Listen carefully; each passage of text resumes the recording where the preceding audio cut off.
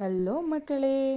காரைக்குடினாலே என்னங்க உங்களுக்கு ஞாபகம் வரும்? பிரம்மாண்டமான வீடு, அரண்மனை போல வாசல், இது தானே ஞாபகம் வரும். பட் அதை விட சூப்பரான விஷயங்கள்லாம் இருக்குங்க. இங்கே உள்ள வீடுகள் தரைமட்டத்திலேருந்து 5 அடி உயரத்துலையும் உயரம் குறைந்த நிலைகளையும் கொண்டுதான் இருக்கும். பூம்புகார் கடலுக்குள் அமிழ்ந்த பிறகு அந்த இடத்த விட்டு வந்தவங்க இந்த பகுதியிலும் கடலிலே புகுந்து விடும் அப்படிங்கிற பயத்தில் தான் உயர்த்தியே கட்டியிருக்காங்க. மனுஷனுக்கு பணிவு ரொம்ப முக்கியம் அப்படிங்கிறத ஞாபகப்படுத்துகிற மாதிரி தான் நிலைக்கதவுகள் ஷார்ட்டாக அமைக்கப்பட்டுதான். வாழ்க்கையில் இன்பமும் உண்டு துன்பமும் உண்டு அப்படிங்கிறத உணர்த்தும் விதமாக தான் தரையில் கருப்பு வெள்ளை போட்ட டைல்ஸை பயன்படுத்துகிறாங்களாம். இங்கே உள்ள வீடு எல்லாமே மர வேலைப்பாடுகள் நிறைய நிறைஞ்சுதான் இருக்குங்க. இதற்கு பர்மா தேக்கு பயன்படுத்தப்பட்டிருக்கு. பர்மாலேருந்து எப்படி தேக்கு இந்தியாவுக்கு கொண்டு வந்தாங்கன்னு கொஞ்சம் ஆச்சரியமா இருக்குல்ல. பர்மாலேருந்து இந்தியாவுக்கு வரக்கூடிய கப்பலில் தேக்கு தடிகளை முகவரி எழுதி அனுப்பி விட்டுருவாங்களாம். தண்ணியில் மிதந்து வர இந்த தேக்கு செடிகள் நாகப்பட்டினம் ரீச் ஆகிறதுக்கு 15 நாள் ஆகுமா.